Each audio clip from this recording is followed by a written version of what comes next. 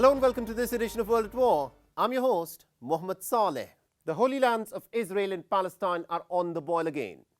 The spiral of violence, which began to get worse with repeated violent Israeli raids deep into the Palestinian territory since last February, is now threatening to go completely out of control.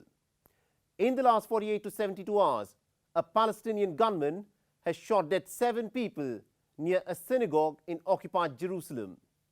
But before that, Israel, in a deadly raid inside the Palestinian town of Jenin, killed 10 Palestinians, including a 61-year-old woman.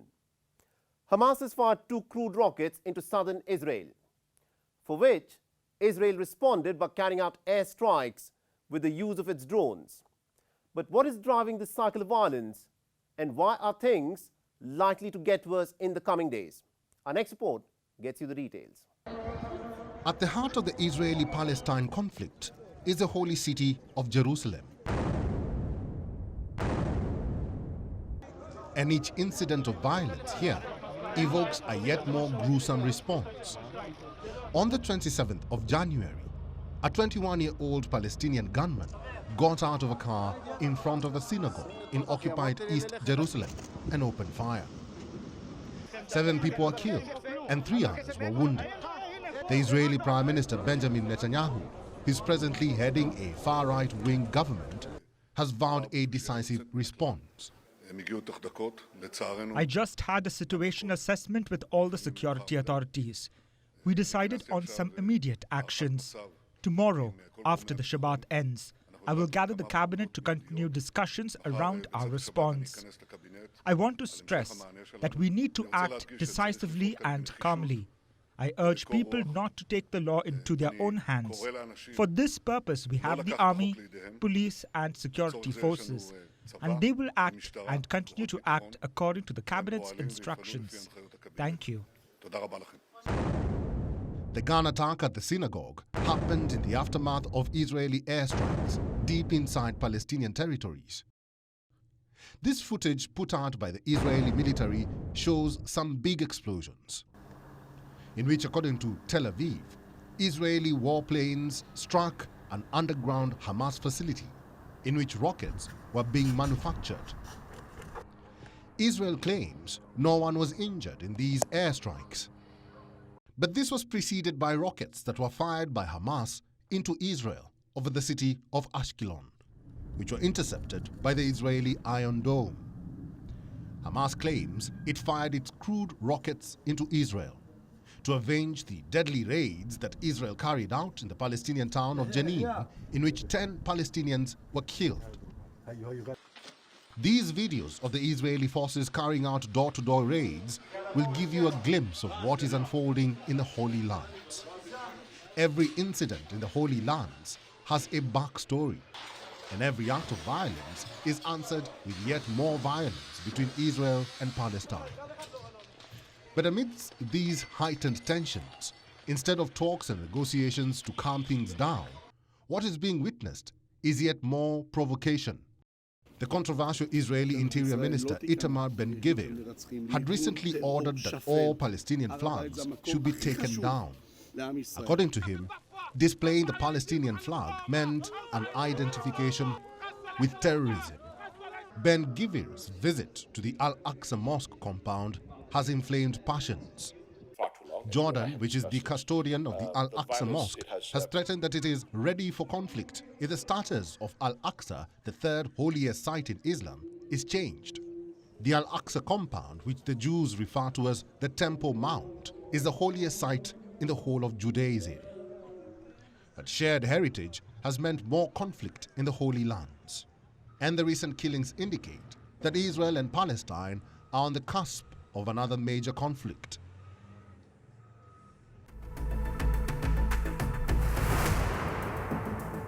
Water is life. Water can also be a source of conflict. But have you ever thought about this, that water can also be used as a weapon of war? An upper riparian state that controls the source of water on a lower riparian state has the power to cause droughts or unleash a flood at a moment of its choosing.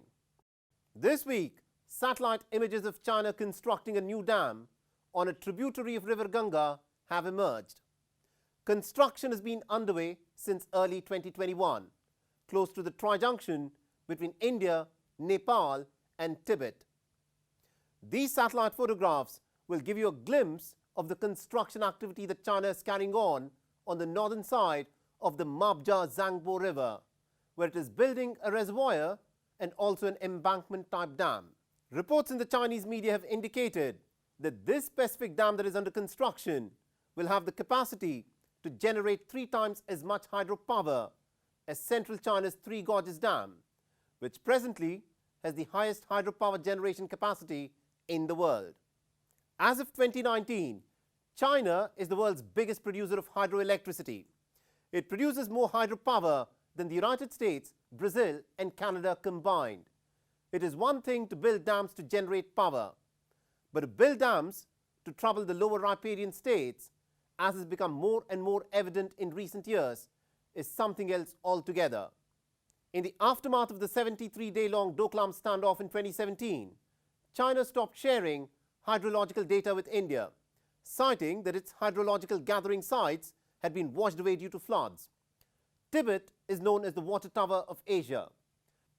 10 of Asia's biggest river systems emerge from here, which supply fresh water to some of the most densely populated nations in the world, such as China, India, Pakistan, Bangladesh, Nepal, Myanmar, Thailand, Laos, Vietnam, Cambodia, among others. With China's annexation of Tibet in 1951, Beijing now exercises complete control on the source of fresh water in this region. Geopolitical analysts say that sooner rather than later, the water tower of Asia will emerge as one of the biggest sources of conflict in the region. Unlike the Indus Water Treaty with Pakistan, which defines the way the waters of the Indus and its tributaries will be shared, India and China do not have a binding treaty for sharing their transnational rivers. Tibet is geologically unstable, which makes it seismically active. Despite this, since 2013, as part of China's 12th five-year plan, Beijing is going full steam ahead with the construction of new dams on the Brahmaputra, the Indus, the Yellow River, the Yangtze, the Mekong and the Salween river systems. Brahmaputra, one of the longest rivers in the world, has now been tied down with a cascade of dams that hamper its free flow. Construction is underway for the Dagu, Jiachu and Jiacha dams in the middle reaches of Brahmaputra. Beijing maintains that these dams will not affect the flow of water into India, as these are known as run-of-river hydroelectricity generation projects. This means that a part of the river will be diverted to flow past the electricity generating turbines, and the water flow is then made to join back the main stream. But China isn't telling the complete truth here either. Run-of-river projects require that a large volume of water is stored during the daytime, only to be released in a gush in the evening for generating power during the hours of peak energy demand. This results in a large-scale disruption in the flow of water.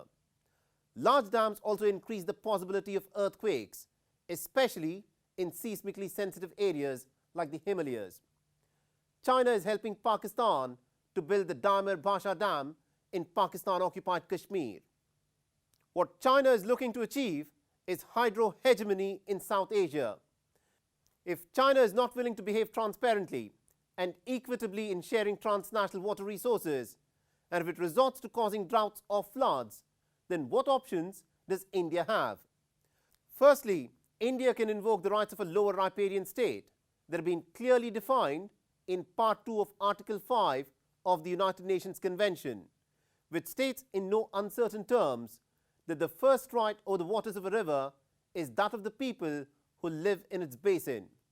And secondly, shared waters can neither be stopped nor diverted without the consent of the other riparian state.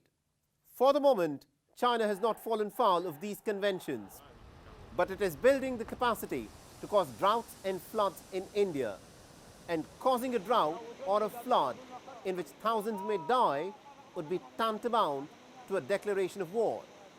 And any nation that resorts to this type of willful criminal behavior invites the other nation to shoot down its dams with the use of missiles. And India is more than capable of safeguarding its lower riparian rights by exercising every option on the table.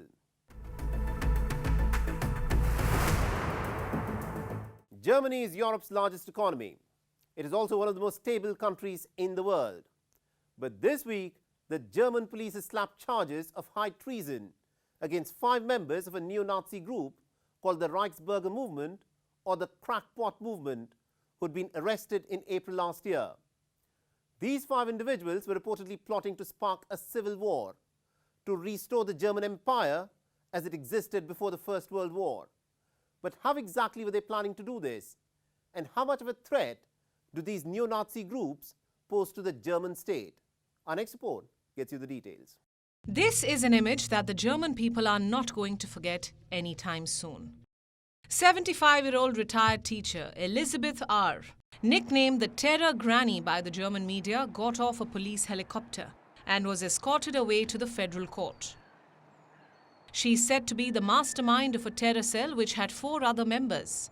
All of them have now been charged with high treason for plotting to kidnap the German health minister Karl Lauterbach, to attack Germany's electricity grid, to cause nationwide blackouts so severe that it would trigger a civil war, and once the modern German state was brought down, to restore the erstwhile German monarchy. The health minister, who had imposed strict lockdowns during the pandemic, is the favorite punching bag of the neo-Nazis. Yes, I'm shocked by the investigation that has now taken place, by the events that have been reported today. Elisabeth R. has reportedly lost her pension for repeatedly and publicly denouncing the modern German state. Before her arrest, she had dictated deadlines to her accomplices to acquire explosives and weapons. The police found a Kalashnikov and a Nazi SS uniform in the home of one of the suspects, but this was not a one-off crackdown. On the 7th of December 2022, more than 3,000 German police personnel raided more than 130 properties. 25 members affiliated to the Reichsburg movement were arrested, including Heinrich XIII, a descendant of the former German monarchy, a former member of the German parliament, and some retired soldiers. They were charged with plotting to storm the German parliament to overthrow the government. Chancellor Olaf Scholz has acknowledged the scale of the threat posed by the neo-Nazis in modern Germany, but insists that the German security apparatus has the teeth to take down any security challenge.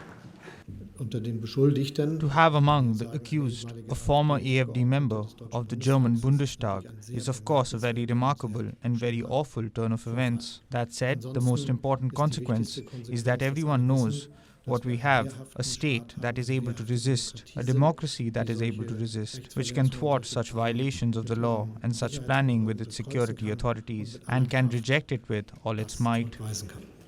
For years, members of the Reichsburg movement were the butt of all jokes in the German society. And the Reichsburg movement was also known as the crackpot movement. According to German intelligence, there are presently an estimated 21,000 people who are part of the Reichsburg movement, of which about 10% are said to be potentially violent.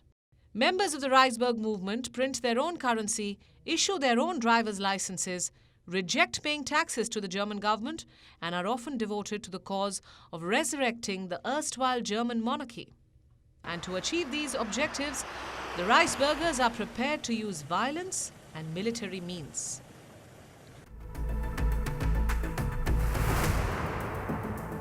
Hundreds of civilians and police officers marched through Port-au-Prince on the 26th of January. They were demonstrating against a wave of grisly killings of police officers by Haitian gangs. As many as 14 police officers have been killed by armed gangs since the beginning of the year. The United Nations estimates that 60% of the Haitian capital is under the control of these criminal gangs. The word on the street, though, is that all of Port-au-Prince is now completely under the control of these criminal gangs. Our next report gets you the details. The poorest nation in the Americas, Haiti, is in the grip of worsening violence. On Thursday, the capital city of Port-au-Prince was paralyzed by rebel police officers and civilians.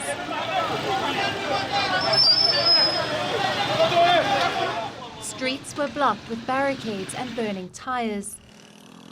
Gunshots were fired into the air. Outraged protesters even attacked Prime Minister Ariel Henry's official residence. Not finding him at his residence, they stormed into the capital's airport, anticipating Henry's return from Argentina. We're going to attack all the ministers, all the directors general. There has to be a revolution. The children have to go to school for this revolution to take place. There has to be a bloodbath. All these policemen have been killed, and the Prime Minister has not reacted to pay tribute to them.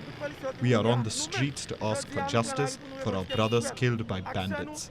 We will take to the streets every day until we find an answer.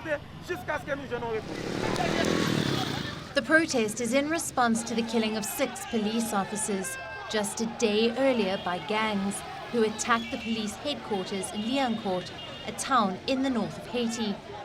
The Caribbean nation has been tormented by gang wars and political chaos ever since the assassination of former President Jovenel Moïse in 2021. Prime Minister Ariel Henry, who took over after him, has so far failed to control the gangs. Some even blame him for the killings of police officers. Ariel Henry must go. The police need the support of the people in the fight. Ariel's aim is to massacre the police in order to legitimize a military intervention. We are against it. We need proper weapons to deal with the armed gangs. Haitian human rights groups estimate that 78 police officers have been killed since Henry came to power in July 2021. That is an astounding 5 police officers every month. Gangs of Haiti are ruling the roost over the entire nation. They regularly kidnap people for ransom. 1,359 kidnappings were recorded last year alone by the United Nations. In addition to this, more than 2,000 murders were recorded, going up by a third from the year before. The police force in Haiti, in the words of UN Secretary General Antonio Guterres, remains overstretched, understaffed, and under-resourced. So what has been the response of the international community? The United Nations has been mulling the idea of sending a foreign strike force to tackle the menace of street gangs. The proposal was first made almost 3 months ago. But guess what? No country has offered to lead such a force.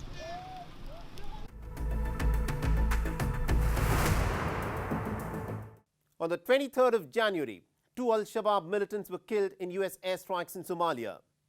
The US military's Africa Command has described the airstrikes as collective self-defense, following a request from the Somali government. This is the second such strike against Al-Shabab in recent days by the American forces. Just 3 days earlier, on the 20th of January, the United States had conducted another airstrike in which 30 members of the Al-Shabab had been killed. But despite these operations, Al-Shabab has been conducting raids and attacks against military camps and government installations.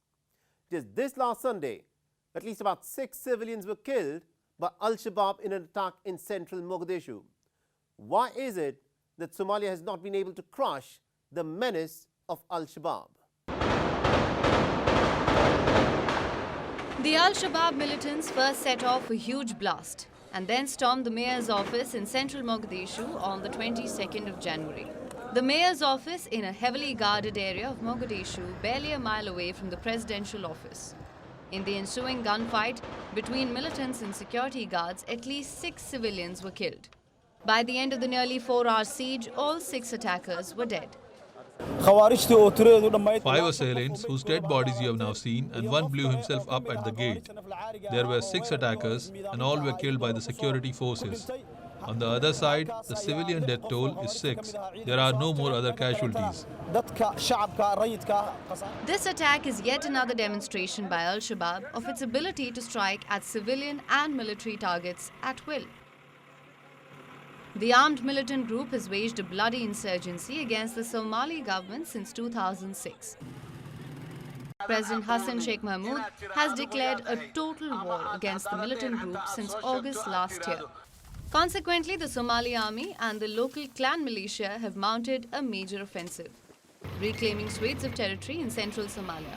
The Somali government is backed by the United States and the African Union. For a brief period, Al-Shabab had even managed to capture the Somali capital, Mogadishu, before they were expelled by the combined African Union forces. But Al-Shabab still remains entrenched in rural areas of central and south Somalia. Following the launch of the offensive last year in August, the deadliest Al-Shabab attack targeted the Education Ministry in October. 121 people were killed in twin car bombings. Exactly 10 days before the recent attack, in a rally against Al-Shabab, President Hassan Mahmoud had exhorted his forces to flush out the militants. Today I want you to promise me that we work together on eradicating Al-Shabab because they are bedbugs in our clothes. We must clean and eradicate them soon. Promise. In the fierce fighting that has raged since the beginning of this year, the Somali forces have wrested control of the Jane Abdel town of the militants. Al-Shabab is deeply entrenched in rural Somalia, and to defeat them will not be an easy task.